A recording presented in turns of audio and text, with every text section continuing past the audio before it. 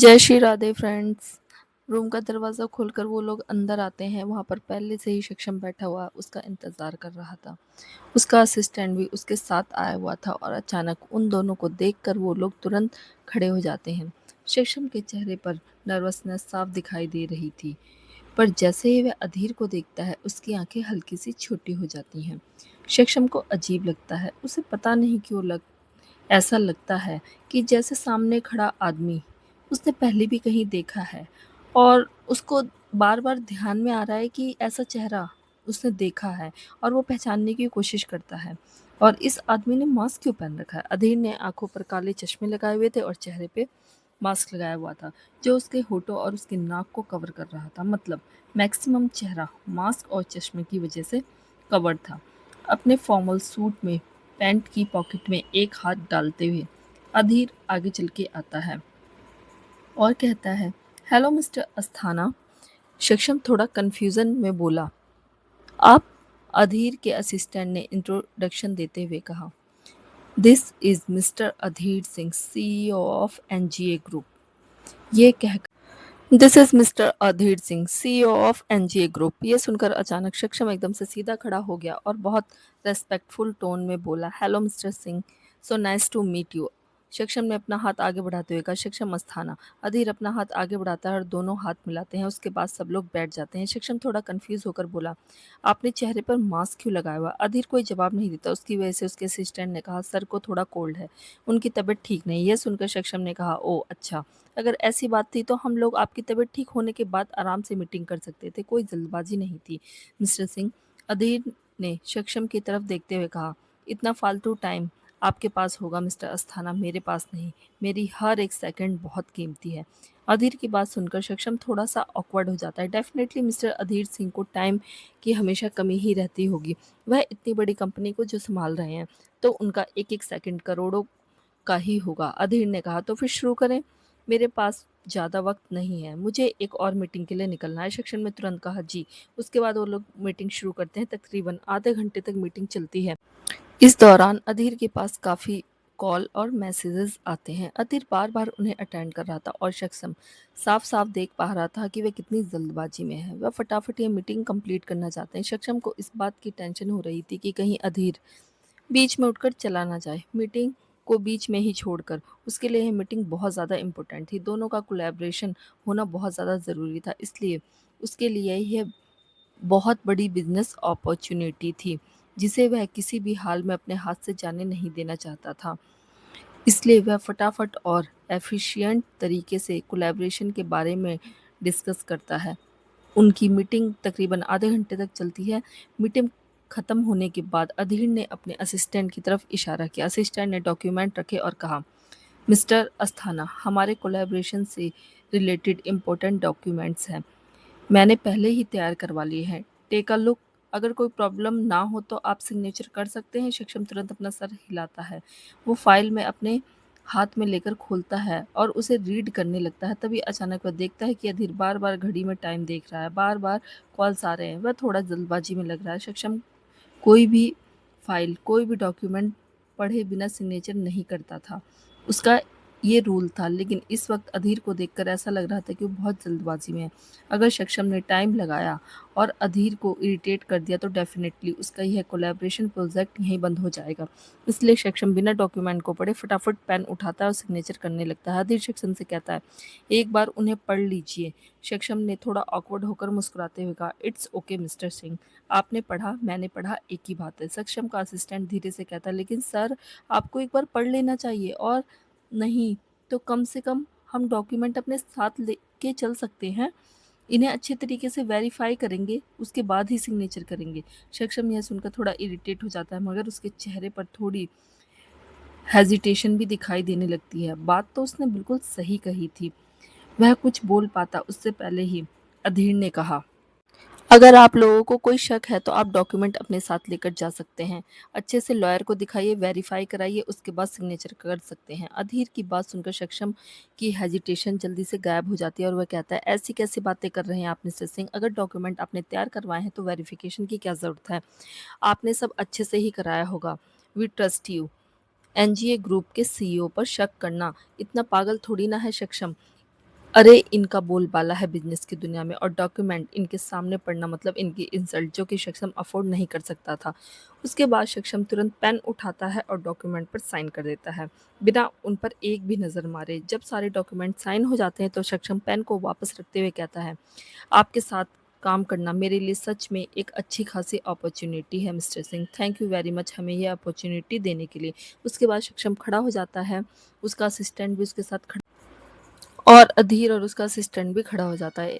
एक आखिरी बार हैंडशेक करने के बाद अधीर रूम से चला जाता है और उसका असिस्टेंट भी फाइल लेकर तुरंत वहां से निकल जाता है। अधीर गाड़ी में बैठता है और फाइनली अपना मास्क और चश्मा हटा लेता है।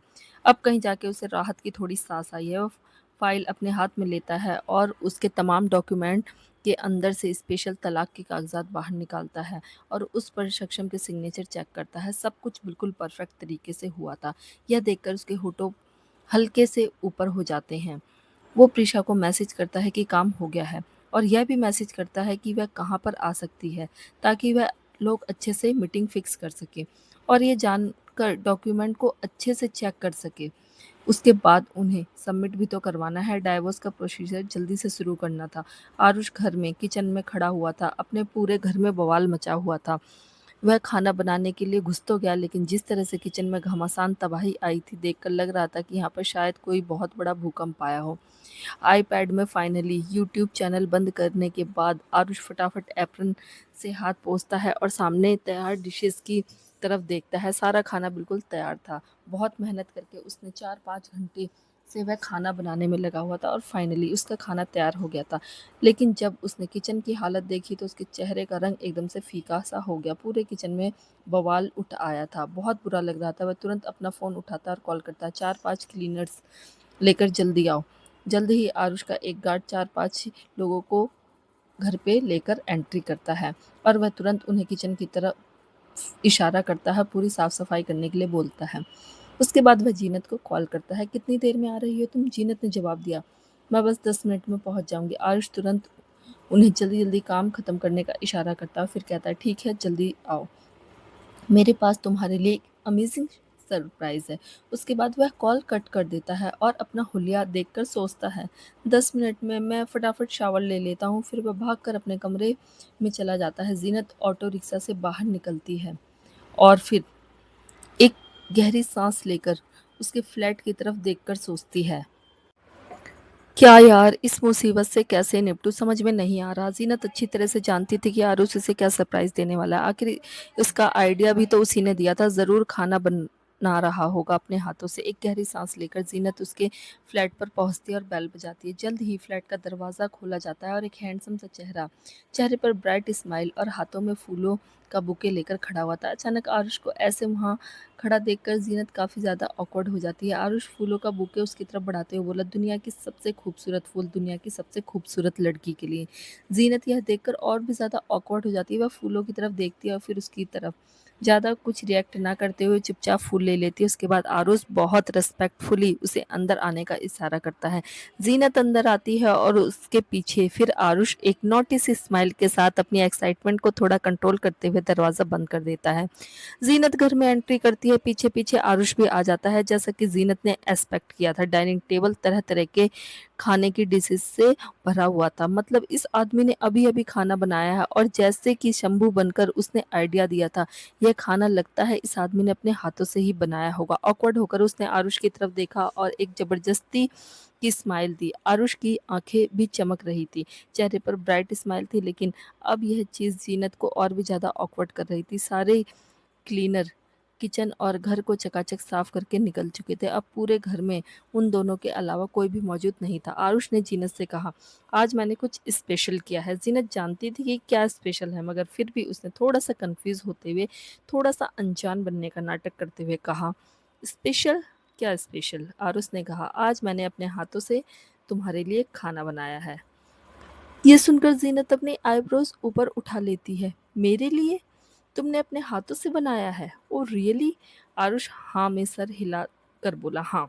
पिछले 4 घंटे से लगातार हाँ, पिछले 4 घंटे से लगातार मेहनत करने के बाद तुम्हारे लिए फाइनली अपने हाथों से खाना बना ही दिया। इस पर ज़ीनत ने कहा, लेकिन मुझे भूख नहीं, मैं ऑलरेडी ब्रेकफ़ास्ट कर चुकी हूँ। यह सुनकर आरुष की स्माइल थोड़ी-सी छोटी हो जाती है। फिर वो अपना गला साफ़ करते हुए बोला, कोई बात नहीं, थोड़ा खा लो, थोड़ा एक्स्ट्रा खाने से तुम मोटी नहीं होगी। डोंट वरी, ज़ीनत ने जवाब दिया, लेकिन मुझे नहीं खाना, मुझे भूख बिल्कुल भी नहीं है। और जब मुझे भूख नहीं है तो ज़बरदस्ती कैसे खा सकती हूँ? ज़ीनत की बात सुनकर आरुष बोला, अरे लेकिन थोड़ा-सा खा लो। मैंने कितनी मेहनत से बनाया है तुम्हारे लिए, ज़ीनत ने अनोइंग फेस बनाते हुए कहा। लेकिन क्यों बनाया है? मैंने तो तुमसे नहीं कहा था। आरुष ने एकदम से ज़ीनत से कहा, प्लीज़ थोड़ा-सा खा लो। मैं जानता हूँ तुमने नहीं कहा था, लेकिन मेरा मन था बनाने का, इसलिए मैंने बना दिया। तुम खाओगी तो मुझे बहुत अच्छा लगेगा, प्लीज़ ज़ीनत। यह बोलकर वह ज़ीनत का हाथ बड़े ही प्यार से अपने हाथ में पकड़ लेता है और बेचारी नज़रों से उसे देखता है। ज़ीनत का दिल एकदम से उछल पड़ता है और गाल लाल हो जाते हैं। यह आदमी इतना प्यार से रिक्वेस्ट कर रहा है, ज़ीनत बिल्कुल भी उसकी बात मानना नहीं चाहती थी। नहीं, नहीं, नहीं, नहीं, ऐसा वह इसे बढ़ावा नहीं दे सकती, वरना ये हाथ-पैर धो के पीछे पड़ जाएगा उसके। लेकिन वह इससे खाना बना दिया है, तो खाना तो पड़ेगा ही। थोड़ा ऑकवर्डली अपने हाथ को पीछे खींचते हुए ज़ीनत ने कहा, अच्छा ठीक है, थोड़ा-सा खा लूँगी। यह सुनकर आरुष के चेहरे पर क्लियरली एक्साइटमेंट दिखाई देने लगी। दोनों डाइनिंग टेबल के पास आ गए। आरुष ने बड़े ही रिक्वेस्टफुल तरीके से कुर्सी को पीछे करा ज़ीनत के लिए। ज़ीनत ज़बरदस्ती मुस्कुरा देती है, मगर अंदर ही अंदर उसे बहुत अजीब लग रहा था। ये आदमी तो सच में पूकी बन गया। ज़ीनत फूलों का बुके साइड में रख देती है और फिर कुर्सी पर बैठ जाती है। आरुष भी फटाफट से कुर्सी पर बैठ जाता है, वह भी उसकी बगल वाली। ज़ीनत एक नज़र पूरे खाने पर डालती है। आरुष ने अपने हाथों को आपस में मसलता है और फिर कहता है, मैंने तुम्हारी प्लेट लगाता हूँ। ज़ीनत ने कहा, नहीं नहीं, मैं खुद लगा लूँगी, तुम्हें लगाने की ज़रूरत नहीं। आरुष ने रिक्वेस्ट करते हुए कहा, प्लीज़ आई इंसिस्ट।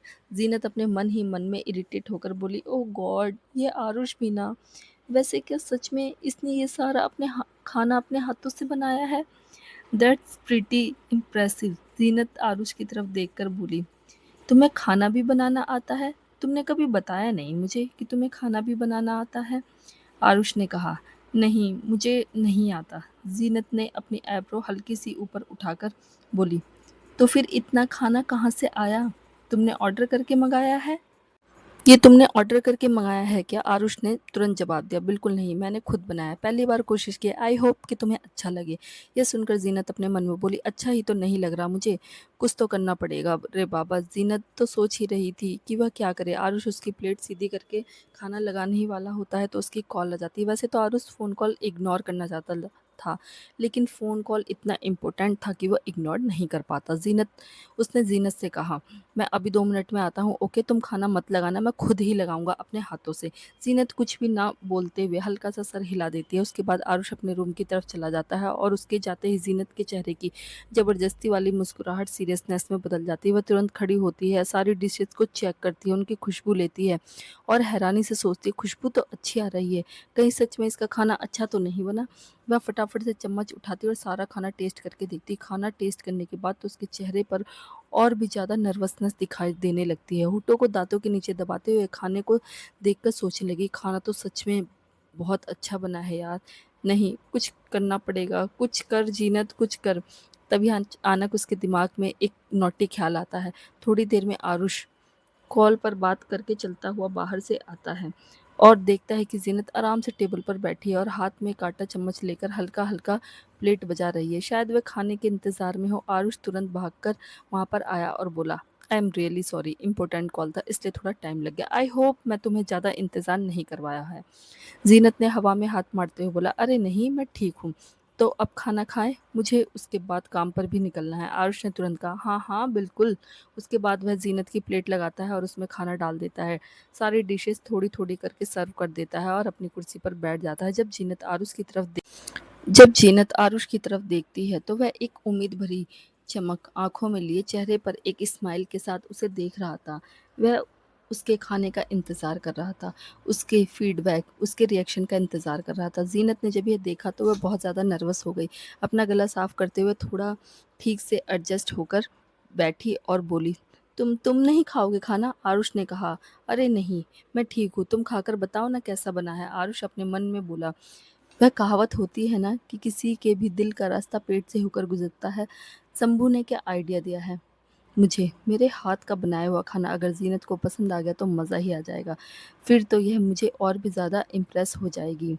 यह सोचकर आरुष के चेहरे पर एक प्राउड से भरी मुस्कुराहट आ जाती है। ज़ीनत उसे इस तरह मुस्कुराता देखती है और अपनी आँखें छोटी करके सोचती है, इसका स्माइल गायब होने का नाम ही नहीं ले रही। कोई बात नहीं, मैं अपना पार्ट प्ले करती हूँ। ज़ीनत भी एक ज़बरदस्ती की बड़ी-सी स्माइल करती है और उसके बाद खाना खाना शुरू कर देती है। वह पहले एक निवाला खाती है और उसके हाथों की मुट्ठियाँ ज़ोर से कस जाती है। बहुत सीरियस, बहुत ज़्यादा अपनी एक्साइटमेंट को दबाते हुए बैठा हुआ था और ज़ीनत के फीडबैक का इंतज़ार कर रहा था। वह उम्मीद कर रहा था कि ज़ीनत को खाना इतना पसंद आए कि वह उछलकर उसकी गोद में आ जाए और उसे ज़ोर से पप्पी करे। हा हा! कितनी बेवकूफ़ी से भरा थॉट था। आई मीन हाँ, ठीक है, वह खाना खाकर एक जेन्युइन स्माइल भी दे देगी तो बहुत है आरुष के लिए। आखिर उसने इस खाने पर 4 से 5 घंटे बर्बाद किए हैं, पूरा किचन बर्बाद किया है, अपनी आधी नींद बर्बाद की है, तो डेफ़िनेटली थोड़ा एप्रिसिएशन तो बनता है। ज़ीनत अगर थोड़ा-सा भी तारीफ़ कर देगी तो बहुत है उसके लिए, लेकिन जैसे ही ज़ीनत खाना का पहला निवाला मुँह में डालती है, अगले ही पल उसे फटाक से थूक देती है। थू! What the hell is this? क्या है ये? अचानक ज़ीनत की हरकत से आरुष की स्माइल तुरंत ही गायब हो जाती है। और कन्फ्यूज़न चेहरे पर दिखाई देने लगती है। क्या हुआ? अच्छा नहीं बना? ज़ीनत गुस्से में अपनी आँखें छोटी करते हुए आरुष की तरफ देखकर बोली, "ये तुमने जानबूझ के किया है ना? तुम जानबूझ के मुझे इरिटेट करना चाहते हो, मेरा दिन खराब करना चाहते हो ना? इसलिए यह गोबर जैसा खाना बनाकर मेरे सामने रख दिया तुमने।" आरुष डोगरा, तुम अपने आप को समझते क्या हो? जान से मारना चाहते हो मुझे, फूड पॉइज़निंग कराना चाहते हो। ज़ीनत की बात सुनकर आरुष की आईब्रो हल्के से सिकुड़ गई और चेहरे पर कन्फ्यूज़न भरे भाव आने लगे। उसने खाने की तरफ देखा, कुछ सोचा कि आखिर क्या हो गया? खाना तो अच्छा ही लग रहा है, लेकिन कुछ भी ना पूछते हुए उसने सिंपल चम्मच उठाए और ज़ीनत की प्लेट में सर्व किया खाना टेस्ट किया। अगले ही पल उसने भी खाना थूक दिया जैसा कि ज़ीनत ने किया था और चेहरे पर सड़े हुए एक्सप्रेशन आ गए। इम्पॉसिबल! इतना घटिया खाना! उसने इतना घटिया खाना कैसे बना दिया? उसने तो ठीक-ठाक ही बनाया था, लेकिन इस खाने को देखकर तो ऐसा लग रहा है कि मानो उसने नमक का हिसाब रखा ही ना हो और ना मिर्च का हिसाब। एक तो ज़बरदस्त मिर्च भर-भर के, नमक और मसाले तो इतनी बुरी तरह से पड़े हैं कि अगर कोई 4-5 निवाला खा ले तो 4-5 दिन हॉस्पिटल में एडमिट होना पड़े। यह खाना वाक़ई में हॉरिबल बना हुआ था। ज़ीनत ने पानी का ग्लास उठाया और पूरा 1 ग्लास पानी पीने के बाद वह मुँह सड़ा हुआ था उसका, एकदम सड़ा हुआ। उसने आरुष की तरफ देखा और कहा, "यह खाना खिलाने के लिए तुमने मुझे यहाँ पर बुलाया, मेरा इतना वक़्त बर्बाद कर दिया। This is ridiculous." आरुष, माना कि तुम बहुत पैसे वाले हो, तुम घर पर आराम से बैठना अफ़ोर्ड कर सकते हो, हम लोग नहीं। मुझे काम पर जाना था, वक़्त निकाल कर मैं यहाँ पर कचरा खाने के लिए आई थी। नॉनसेंस! ज़ीनत का इतना गुस्से में देखकर आरुष के चेहरा का रंग फ़ीका पड़ जाता है। नहीं, उसने ये एक्सपेक्ट बिल्कुल भी नहीं किया था। वह तो ज़ीनत को इम्प्रेस करना चाहता था, अपसेट नहीं। ऊपर से कितना गुस्सा हो गई, लेकिन खाना इतना ख़राब कैसे बन सकता है यार? उसने तो सब कुछ नाप-तौल कर किया था और खुशबू भी ठीक-ठाक आ रही थी। फिर अचानक से खाने को क्या हुआ? शायद उसे पहले ही टेस्ट कर लेना चाहिए था। कर दिया ना सत्यानाश! उसने ज़ीनत को एक्सप्लेन करते हुए कहा, "look Zeenat, I am sorry, मैंने पहली बार खाना बनाया था और थोड़ी-सी गड़बड़ हो गई।" ज़ीनत ने कहा, "थोड़ी-सी? तुम्हें थोड़ी-सी लग रही है? Oh my God! मेरे पेट में कितनी जलन हो रही है।" बोलकर ज़ीनत ने तुरंत अपना पेट पकड़ लिया और उसकी आँखें बड़ी हो गई। उसने तुरंत ज़ीनत को बाहों में पकड़ते हुए कहा, "मैं तुम्हें हॉस्पिटल लेकर चलता हूँ।" ज़ीनत ने उसे दूर धकेल कर कहा, "कोई ज़रूरत नहीं है, हाथ मत लगाओ मुझे। एक तो तुम्हारी वजह से मेरा वक़्त बर्बाद हुआ, ऊपर से लगता है अब मेरी तबीयत भी खराब होने वाली है। इडियट! जा रही हूँ मैं।" यह बोलकर आरुष की तरफ बिना देखे ज़ीनत तुरंत वहाँ से चली गई। आरुष उसे रोकने की कोशिश करता है, "ज़ीनत, ज़ीनत, ज़ीनत मेरी बात तो सुनो ज़ीनत।" लेकिन ज़ीनत फटाक से वहाँ से चली गई। ज़्यादा देर इस आदमी के पास रुकना ठीक नहीं है। अगर उसकी एक्टिंग पकड़ ली तो ज़ीनत के चले जाने के बाद हॉल में आरुष अकेला खड़ा रह गया और चारों तरफ से सन्नाटा था। उसने डाइनिंग टेबल की तरफ देखकर अपना सिर खुजाया और बोला, "मैंने तो सब कुछ इतना परफेक्ट किया था, फिर इतनी बड़ी गड़बड़ कैसे हो गई?" ज़ीनत फटाक से सड़क पर आती है और लंबी-लंबी राहत की सांस लेती है और फिर अपने आप से कहती है, "थैंक गॉड प्लान सक्सेसफुल हुआ। अब आगे से ऐसी कोई भी हरकत नहीं करेगी। यह अब तो इसे यहीं पर हार मान लेनी चाहिए। शुक्र है मैं वहाँ से चली आई। फटाफट काम करने के लिए निकलती हूँ। एक तो इस आदमी के चक्कर में लेट भी हो गई हूँ।" ऑटो रिक्शा रोकने की कोशिश करती है लेकिन रुकते ही नहीं। तभी ज़ीनत के पास रखा हुआ मोबाइल फ़ोन बजने लगता है। ज़ीनत तुरंत मोबाइल फ़ोन बाहर निकालती है और उसकी आँखें थोड़ी बड़ी हो जाती है। ये शंभू का मोबाइल फ़ोन था। उसने ऑलरेडी अपने दोनों नंबर अलग-अलग मोबाइल फ़ोन में रखे थे। यानी अब उसके पास 2 फ़ोन थे, एक जो कि ज़ीनत का था, दूसरा शंभू का। पिछली बार की हरकतों से उसने बहुत बढ़िया सबक लिया और जल्द ही अपने 2 फ़ोन अलग-अलग रखने शुरू कर दिए। थैंक गॉड अलग फ़ोन की वजह से उसे तुरंत पता चल गया कि आरुष शंभू को कॉल कर रहा है। यह देखकर फ्रस्ट्रेशन में उसने कहा, 2 मिनट तो चैन से साँस लेने दिया कर, अभी तो मैं तेरे पास से आई हूँ मैं। फिर उसने कुछ सेकंड खामोशी से गहरी-गहरी साँस ली और फिर अपना गला साफ करके फ़ोन रिसीव किया। फिर थोड़ी भारी सी आवाज़ में, बिल्कुल शंभू की आवाज़ में कहा, हाँ, जी सर बोलिए।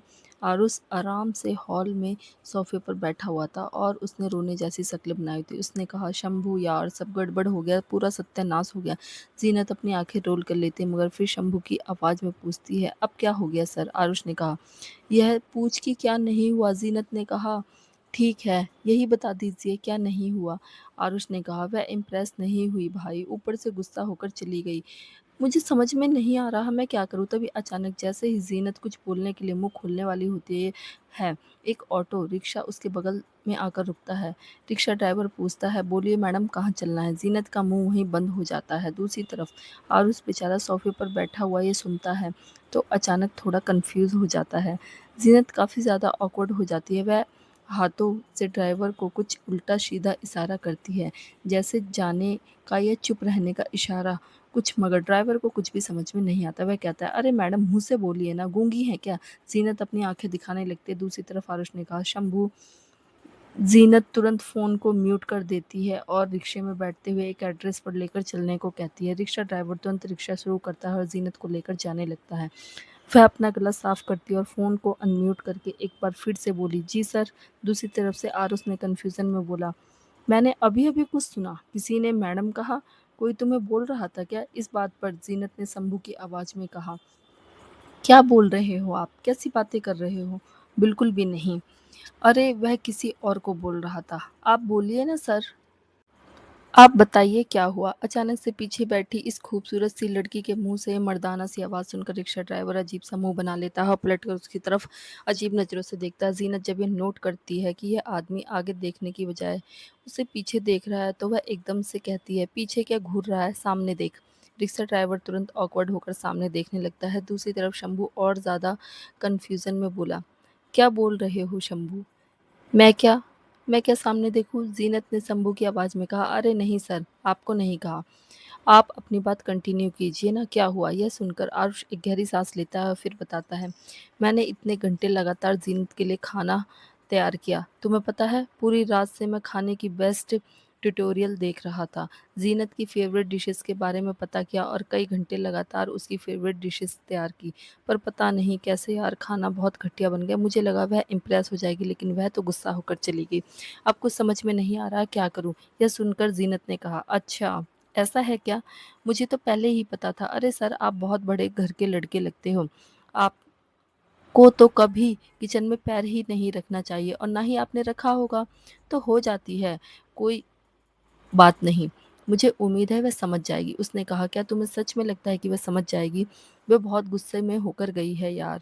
ज़ीनत ने जवाब दिया, इतनी छोटी-सी बात पर गुस्सा कौन करता है? इसमें इतना गुस्सा होने वाली बात कौन-सी है? एक तो आप उसके लिए किचन में गए, अपने हाथों से खाना बनाया, ऊपर से वह इतने नखरे करके गई। सर बोल रहा हूँ वो लड़की आपके लिए बिल्कुल ठीक नहीं है। इतना एटीट्यूड किस बात का है उसमें? कोई प्रधानमंत्री की बेटी है क्या? या फिर कोई मिस वर्ल्ड या कोई मिस यूनिवर्स जो आपको इतना एटीट्यूड दिखा रही है? अरे सर, आप गलत लड़की के पीछे पड़े हो। आपको कोई और लड़की देखनी चाहिए, जो कम से कम आपकी मेहनत की कद्र तो करे। ज़ीनत को लगा कि इतना सब होने के बाद फाइनली आरुष इस चीज़ से इरिटेट हो जाएगा और उसका पीछा छोड़ देगा, मगर सामने से आरुष ने कहा, नहीं यार, मैं उसे नहीं छोड़ सकता, वो मेरा प्यार है। हाँ, तो क्या हो गया अगर वह मुझ पर थोड़ा गुस्सा कर गई? तुम देखना चाहिए था, कितना हक से उसने मुझ पर गुस्सा किया, जैसे मुझ पर उसका हक हो। This is so cute. Aarush की बात सुनकर ज़ीनत की स्माइल चेहरे पर फ्रीज़ हो जाती है और वह थोड़ा अजीब-सा मुँह बना लेती है। आपको ये क्यूट लग रहा है? आरुष आराम से सोफ़े पर लेटे हुए मुस्कुराकर बोला, देखो शंभू, अगर हमारे लिए कोई इंसान मायने नहीं रखता तो हम उसके सामने नॉर्मल ही बिहेव करते हैं, लेकिन जो इंसान मायने रखता है उसकी हर छोटी-छोटी चीज़ों पर ओवर रिएक्ट करने की आदत हो जाती है हमें। जैसे वह कुछ अच्छा कर देता है तो ओवर एक्साइटेड होना या खुश हो जाना, कुछ उल्टा-सीधा कर देता है तो ज़रूरत से ज़्यादा गुस्सा करना, यह सब हम उन इंसानों के सामने करते हैं जिनके लिए हम फ़ील करते हैं। मैं बता रहा हूँ, ज़ीनत के दिल में मेरे लिए ज़रूर कुछ तो है। मुझे बस उसे एहसास करवाना है कि वह मुझे पसंद करती है। आरुष की बात सुनकर ज़ीनत सड़ा-सा मुँह बना लेती है और फिर रोने जैसी शक्ल भी बना लेती है। वाह सर! आपकी पॉज़िटिविटी की दाद देनी पड़ेगी। उसका मन कर रहा था कि इस ऑटो के डंडे पर वह अपना सिर 2-3 बार मारे। उसे लगा कि इतना सब हो जाने के बाद आरुष उससे इरिटेट हो जाएगा, उसके फालतू की एटीट्यूड से चिढ़ जाएगा, लेकिन यह तो क्या? ये क्या सोचकर बैठा है? उफ़! ये आदमी। आरुष ने कहा, अच्छा, ये तो फ़ेल हो गया। कोई दूसरा प्लान बताते हैं। कोई दूसरा आइडिया सोचते हैं। ओके, ज़ीनत एक गहरी साँस लेकर शंभू की आवाज़ में बोली, ओके सर, मैं आपको बाद में कॉल करता हूँ। अभी मैं थोड़ा काम पर जा रहा हूँ। उसने हल्का-सा सर हिलाया और कहा, ऑलराइट। उसके बाद वह कॉल कट कर देता है। कॉल कट होने के बाद ज़ीनत अपना सिर पकड़कर बैठ जाती है। रिक्शा चला रहे आदमी की नज़र सामने शीशे पर ज़ीनत पर पड़ती है और वो बोला, मैडम, आपकी आवाज़ जन्म से ही ऐसी है या बाद में कोई प्रॉब्लम हुई थी? कहीं कुछ उल्टा-सीधा तो नहीं खा लिया आपने? वैसे हमारे यहाँ एक बहुत पुराने वैद्य जी हैं। वो ऐसी दवाई देते हैं ना कि अगर आप उनके पास गई तो आपको ऐसी दवाई देंगे कि आपकी आवाज़ कोयल से भी ज़्यादा मीठी हो जाएगी। आप कहो तो मैं नंबर दूँ आपको उनका। ज़ीनत इरिटेट होकर बोली, तुम चुपचाप रिक्शा चलाओ। अचानक ज़ीनत की आवाज़ सुनकर वह आदमी चौंक गया। अरे! आपकी आवाज़ तो ठीक हो गई, लेकिन ज़ीनत उस बेवकूफ़ ड्राइवर पर गौर करने के मूड में बिल्कुल नहीं थी। उसका दिमाग तो सोच-सोच कर खराब हो रहा था कि अब आगे आरुष क्या करने वाला है? वह क्या करे? उसने खाने में ऑलरेडी बहुत सारा मिर्च मसाला मिला दिया था। इस प्लान को तो उसने सक्सेसफुली फ़ेल कर दिया था। अब देखो आगे क्या होता है। शाम का वक़्त हो गया था। प्रिशा अपने डैड से मिलने हॉस्पिटल में एंट्री करती है। प्रिशा के डैड ऑलरेडी होश में आ चुके थे। उसकी मॉम उसके बगल में कुर्सी पर बैठी हुई थी, उनका हाथ पकड़े हुए। आँखों से आँसू टपक रहे थे। प्रिशा के अंदर आते ही उन दोनों ने उसकी तरफ देखा। प्रिशा के डैड की आँखों भी अपनी बेटी को देखकर थोड़ी-सी नम हो गई। प्रिशा ने आगे आकर कहा, मैंने डॉक्टर से बात की, सर्जरी एकदम सक्सेसफुल हुई है और जब तक आप पूरे तरीके से रिकवर नहीं हो जाते, आपको यहीं इसी वार्ड में रखा जाएगा। हॉस्पिटल का सारा एक्सपेंस ऑलरेडी कवर हो चुका है, तो आपको चिंता करने की ज़रूरत नहीं है। और जहाँ तक यहाँ से डिस्चार्ज होने के बाद आपके रहने के ठिकाने का सवाल है, मैं उसका भी कुछ इंतज़ाम करूँगी। प्रिशा के मॉम-डैड अब पूरे तरीके से सड़क पर आ चुके थे, तो उनके पास रहने का भी कोई भी ठिकाना नहीं था। वह ऑलरेडी इस बात को लेकर टेंशन में थे कि अस्पताल की सर्जरी के पैसे और उसके बाद वह लोग कैसे सर्वाइव करेंगे। लेकिन प्रिशा ने सब कुछ अच्छे से हैंडल कर लिया। यह देखकर उन लोगों को समझ में नहीं आ रहा था कि उन्हें कैसा फ़ील करना चाहिए। प्रिशा के डैड ने कहा, थैंक यू सो मच बेटा। प्रिशा कुछ नहीं बोली, बस एक गहरी साँस लेकर कहा, ख़्याल रखिए अपना। उसके बाद वह चली जाती है। हाँ, वह मानती है कि ऑलरेडी अपने मॉम-डैड से अपने सारे रिश्ते तोड़ चुकी थी, लेकिन कुछ रिश्ते कह भर देने से टूट नहीं जाते। मॉम-डैड और बच्चों का रिश्ता ऐसा ही है, बिल्कुल कहने से नहीं टूटता। प्रिशा के चले जाने के बाद उसकी मॉम उसके डैड की तरफ देखकर बोली, मदद के लिए प्रिशा ने सक्षम के पास कॉल किया था, लेकिन उसने कोई मदद नहीं की। कभी-कभी तो मुझे सच में ऐसा लगता है कि हम अपनी बेटी के साथ बहुत गलत कर रहे हैं। हम उसके पेरेंट होना डिज़र्व नहीं करते। समाज हमेशा क्या कहेगा, 4 लोग क्या कहेंगे, इसी चिंता में लगे रहते। लेकिन आप हॉस्पिटल में बिस्तर पर पड़े थे, तो यही समाज, वही 4 लोग, उन्होंने फ़ोन उठाने से भी इनकार कर दिया था। मदद करना तो बहुत दूर की बात है। उस वक़्त अगर प्रिशा कहीं से मदद लेकर नहीं आती तो पता नहीं आज क्या हो जाता। प्रिशा के डैड ने कहा, तो तुम्हें लगता है कि मुझे कोई बहुत बड़ी खुशी मिलती है अपनी बेटी को उस नर्क में धकेलकर? मैं चाहता हूँ कि वो बेचारी अपनी ज़िंदगी में हमेशा खुश रहे।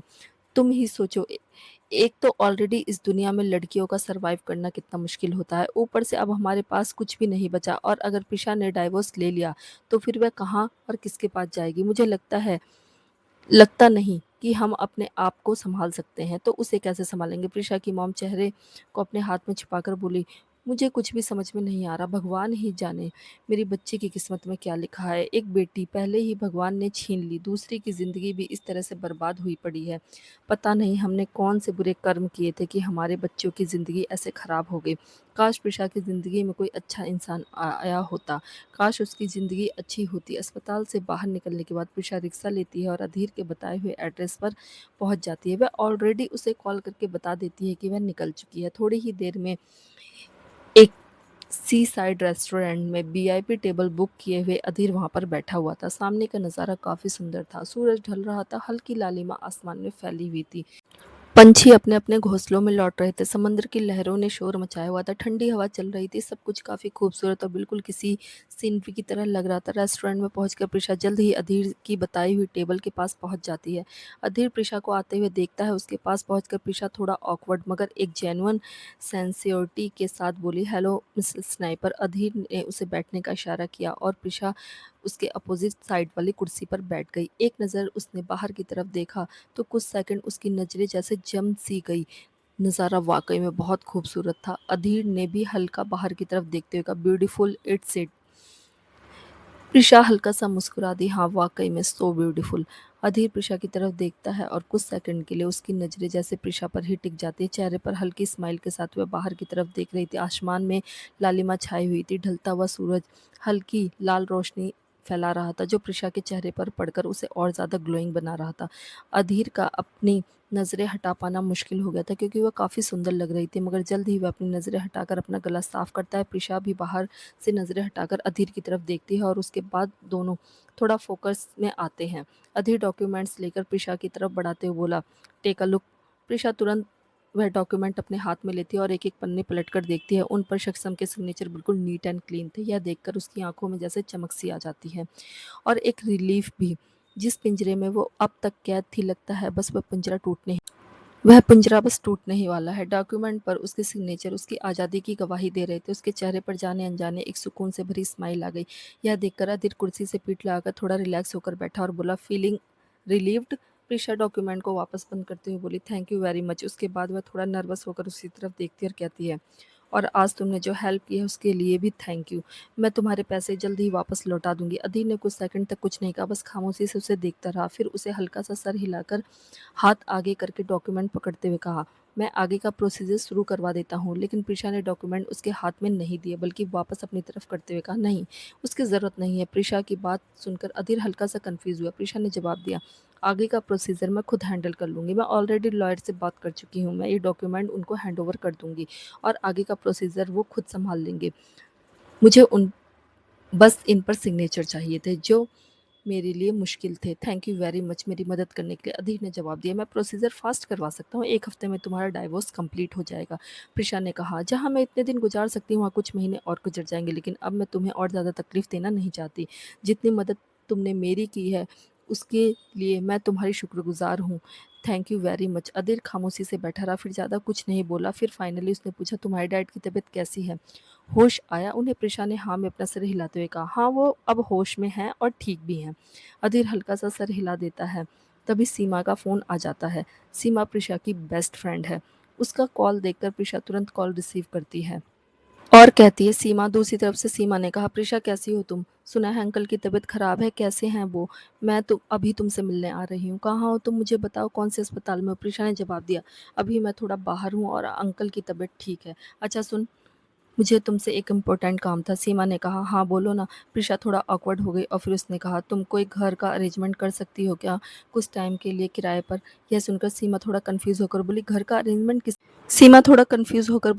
अरेंजमेंट किसके लिए? प्रिशा ने जवाब दिया, मॉम डैड को शिफ्ट करने के लिए। उसके बाद उसने सीमा से कुछ न छिपाते हुए सारी बात बता दी। सीमा हैरानी से उसकी सारी बात सुन रही थी। प्रिशा को यह भी रियलाइज़ नहीं हुआ कि बगल में अधीर बैठा हुआ था, उसकी सारी बातें सुन रहा था। उसकी सारी बातें सुनने के बाद अधीर के एक्सप्रेशन हल्के से डार्क हो गए। वहीं दूसरी तरफ सीमा तो गुस्से से फट पड़ती है। Oh my God, this is ridiculous. कोई इतना घटिया और गिरा हुआ इंसान कैसे हो सकता है? कभी कभी तो मुझे सच में बहुत तरस आता है। प्रिशा, तुम्हारी लाइफ में कितना बवाल मचा हुआ है यार। प्रिशा ने हल्के हेल्पलेस स्माइल के साथ कहा, हाँ वो तो है, मगर कुछ किया नहीं जा सकता। किस्मत में जो लिखा है वो तो होगा ही।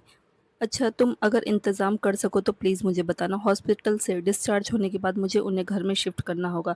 तब तक के लिए मुझे अच्छा-सा रहने का इंतज़ाम करना होगा उन दोनों के लिए। सीमा ने कहा, हाँ, तुम उसकी फ़िक्र मत करो। यहाँ पर मेरा एक फ्लैट खाली है, किराए की भी ज़रूरत नहीं है। तुम अंकल-आंटी के साथ वहीं शिफ्ट हो जाना। और तुम्हारा डाइवोर्स कहाँ तक पहुँचा?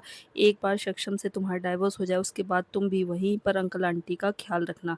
सीमा की बात सुनकर प्रिशा थोड़े ग्रैटिट्यूड के साथ बोली, थैंक यू यार। तभी अचानक प्रिशा की नज़र रेस्टोरेंट के दरवाजे पर पड़ती है और उसकी आंखें एकदम से बड़ी हो जाती है। उसके होठ से एक शब्द निकल जाता है, सक्षम। प्रिशा बहुत ज़्यादा हैरान हो गई थी क्योंकि सक्षम रेस्टोरेंट के दरवाजे पर खड़ा होता। अंदर आते ही उसने यहाँ वहाँ नज़र मारी। उसके साथ एक लड़की थी, खूबसूरत सी थी, लेकिन वो अपर्णा नहीं थी, कोई और थी। अचानक सक्षम को यहाँ पर देखकर प्रिशा का दिल जोर से धड़क उठा। सक्षम की नज़र भी उस पर पड़ी और एकदम से उसकी आंखें हैरानी से छोटी हो गई। प्रिशा? प्रिशा के चेहरे का रंग बिल्कुल सफ़ेद पड़ गया। सक्षम यहाँ पर क्या कर रहा है? अरे नहीं, अरे नहीं, अगर उसने किसी और लड़के के साथ प्रिसा को देख लिया तो आज उसकी खैर नहीं। सक्षम उसकी तरफ चलकर आता है। प्रिसा सबकॉन्शियसली कुर्सी से खड़ी होकर उसे देख रही थी। उसके पास पहुंचकर सक्षम आईब्रो सिकोड़ते हुए बोला, तुम यहाँ पर क्या कर रही हो? वो भी अकेले? अचानक सक्षम का ये अकेले सब सुनकर वो कंफ्यूज हो गई। उसने तुरंत पलटकर देखा तो हैरान भी हो गई क्योंकि वहाँ पर अधीर मौजूद नहीं था। सच में वो टेबल पर अकेली ही बैठी थी। तभी उसकी नज़र किसी और चीज़ पर भी गई जिसे देखकर वो ज़्यादा हैरान हो गई कि डाइवोर्स पेपर्स भी वहाँ पर रखे हुए नहीं थे। पेपर्स कहाँ चले गए और ये लड़का कब उठकर गया, उसे पता कैसे नहीं चला? अच्छा ही है वो चला गया। क्या पेपर्स वही लेकर गया है? थैंक गॉड उन दोनों में से कोई भी चीज़ इस वक्त यहाँ पर नहीं है, क्योंकि अगर सक्षम ने देख लिया होता तो भगवान ही जाने क्या होता। प्रिशा के ऐसे अजीब एक्सप्रेशन देखकर सक्षम और भी ज़्यादा सस्पिनियसली बोला, जवाब दो, यहाँ पर क्या कर रही हो? प्रिशा थोड़ा होश में आती है और सक्षम से कहती है, मैं ऐसे ही यहाँ पर खाने के लिए आई थी।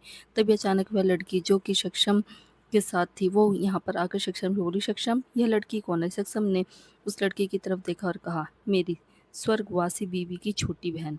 उसके बाद डार्क आंखों से प्रिशा की तरफ देखते हुए कहा, और उसकी कातिल भी। यह सुनकर प्रिशा अपने हाथ की मुट्ठियों को बहुत जोर से कस लेती है मगर कुछ नहीं बोलती। फिर वह लड़की बोली, अच्छा तो मतलब आंटी इसी के बारे में बता रही थी, यह तुम्हारी सेकंड वाइफ है ना? यह सुनकर सक्षम आंखें रोल करते हुए बोला, कम ऑन कंगना, याद मत दिलाओ मुझे। आज मेरा मूड बहुत अच्छा है क्योंकि मैंने एक बहुत अच्छी डील साइन की है और मैं बहुत खुश हूँ।